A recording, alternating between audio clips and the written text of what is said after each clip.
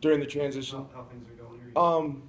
I was in Texas at the time, and all my conversations were on the phone with Coach Choate, and I actually didn't get face to face with Coach Choate until after his bowl game, and so that was a long period of time there that we were putting everything together. But originally the challenge was who's going to go on the road, where are we going to go, and then what are we going to tell them? And myself, Coach Ione, and Petrie all left, and like I said it before, what we did it for the kids in the program because at the time none of us had a job, and but I truly believe that if we hadn't have done that, and you lose the guys that were committed at the time, it hurts 2 years down the road when you're trying to, hey, now the new coach has he got this thing turned around, and so originally, you have relationships formed with the recruiting coach that had gone at the time, and you've got to go stop the bleeding with that, and we really, when we got out there and got to the kids, they were okay with it. We were like, hold on tight. MSU is a first-class program. They're going to get the right guy here. And when we do, you'll hear from them, and we'll go from there. So just hang in there. And all the kids really did, and especially the Montana kids. Can you talk about the Montana kids a little bit more? You've been around the battle and recruiting that is around the state. You guys got 10 guys this year. Can you just talk about grabbing those Treasure State kids? I think even with the prior staff, we knew that there was a lot of quality kids in the state this year, and so we turned our focus into the Montana guys as we always do.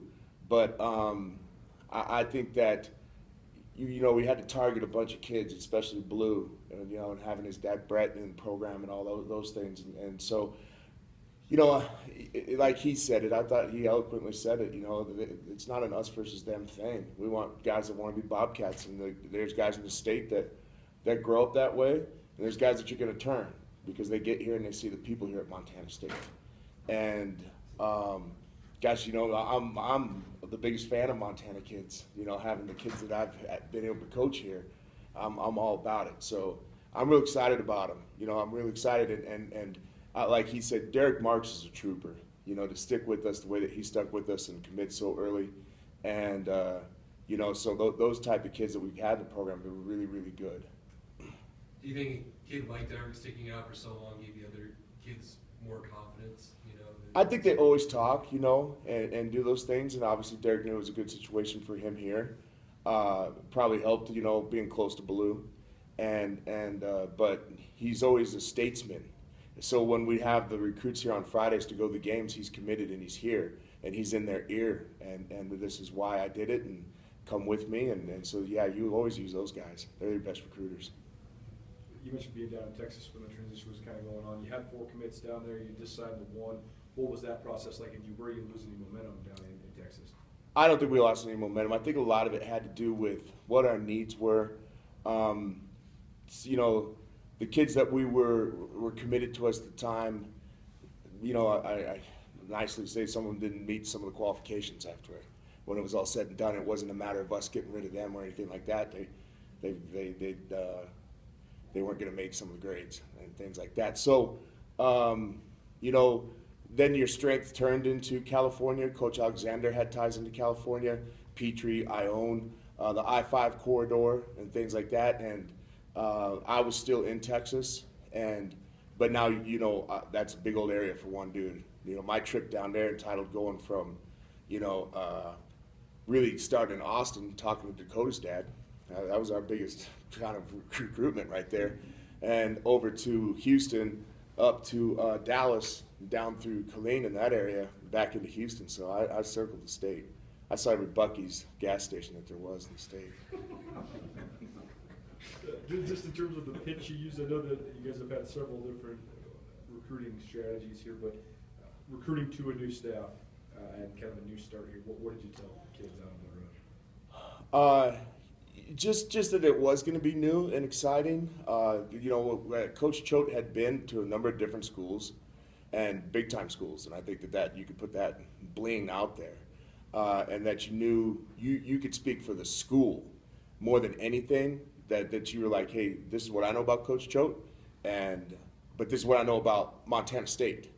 And so you really sold Montana State. when you're out there until we all got together. And I'll tell you this, that those guys that he hired are warriors right now, because they came in and they jumped on board, and they haven't been through one recruiting weekend. Their first weekend was just like being a recruit. You know, we had the plan. This is what we did. I thank Coach Choate for having enough trust in me to say, hey, okay, do what you do, and then if we feel we need to change something, we need to change it. And it felt like we'd been working together for years. I mean, everybody pulled the rope. There was not one like, well, I don't like this, so I'm not going to do that, I'm not going to do that. Everything I asked them to do, they did.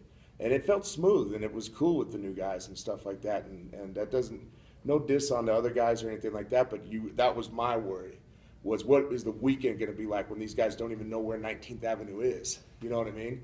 And I just really appreciate all the hard work that they put in for it. What stands out to you about these 19 kids? I think the one thing he's saying is their size. I think it might be the overall biggest class we've brought in as far as their length, like what he was looking for. And then I think that one of the hard things, one of the things that Coach Choate brings to the program, you know, is toughness. And there's a lot of tough kids in this class right here, and starting with those Montana guys. But that was one character that each one of these kids had.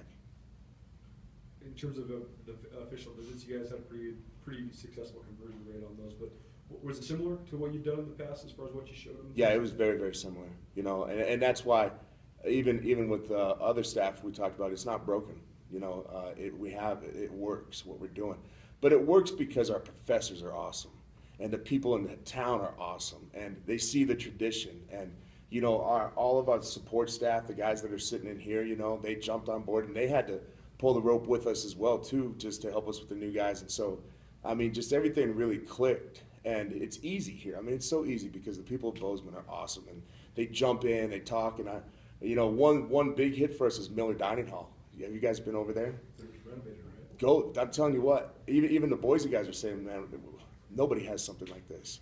You know, so you start with that, then you walk over on campus, and all the professors are sitting in a room waiting for you, and that's impressive to me and to the kids, and especially to the parents, that they're willing to take their time and take them down to Jake Jabs, which is an awesome building.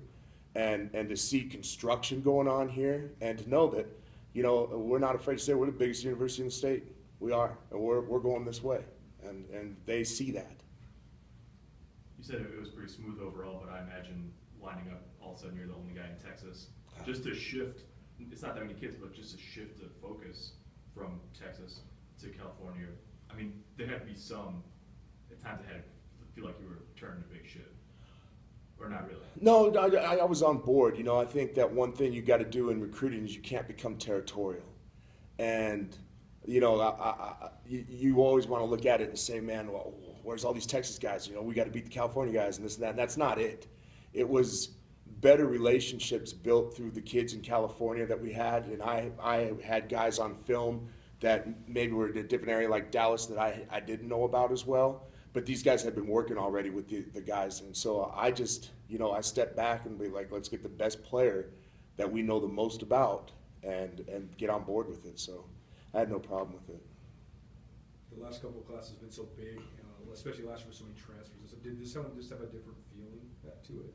Yeah, we knew going into it that we weren't going to have as big of a class. And that's why we originally focused on California and Texas and got out of all the other prime areas that we were in. We wanted Montana, California, and Texas. And then we'd never really messed around in Boise or Idaho, and there was a lot of familiarity. And then he had a lot more stronger ties in the I-5 than what we had created in the past. And so he was able to feed us. And plus, he was there. He was in Seattle, you know, and so he would do his bowl prep and all that stuff, but he was out recruiting for the Cats during the day and feeding us guys back from that too. And so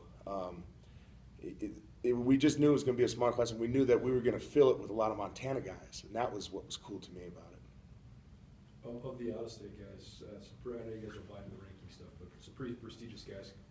2 4-stars, 2 3-stars, 3 2-stars. What do you think just the overall prestige of this class? Yeah, you know, I don't buy into a lot of the stars thing, you know, and even at Iowa State, you'd have those guys and things. And, you know, if you're telling me at the end of the day, Caleb and Brad aren't 5-star guys, then, you know, is that cool? I think some of the people that get into recruiting, you know, that watch it and follow it, that's what they look at. I think some of the big schools, you get in trouble if you don't sign the 5-star guy. But it's my personal thought that a 5-star recruit, some of them, you're the best they're ever going to be at 18 years old. And you got a kid that's a 1-star, 2-star, that's going to be a way better player at 22 years old than that any of them are. And that's why I think you see some of the downfall of some of the big programs, because they sign a whole class of 5-star guys, and then a place like Texas is losing. A place like Notre Dame fell down the pipe. Southern Cal went down the pipe. And so I think you need the non-star guys. And then you blend them in with a couple cats like that's good. It's cool. But at the end of the day, they all got to play, produce. I know you might not want to think about the next class right away, but just with the new areas that you sort of were introduced to, I-5 or some of that, Mm-hmm. is it exciting to think about maybe having some guys in different areas and going? I think that with the familiarity that those guys have with those areas, it's going to be unique, But I'm more happy that we're staying in the areas that we've had success in. One of the reasons that I think that I got to stay is because I met Choate running into him in Houston, and he knows what Texas does for us, so I'm glad that we're staying down there. And any other territory that we open up, it's just got to be the right guy in the right area that can actually pull kids out of there. And I think that we probably have some stronger ties into those areas with the staff that we have now. And do you like that you have the wiggle room, like Coach Choate said, maybe to, still have more spots to find the right guys to Yeah. pull down? Yeah, for sure. Because like he said, we weren't just going to go spend the money to make sure that on paper we looked awesome.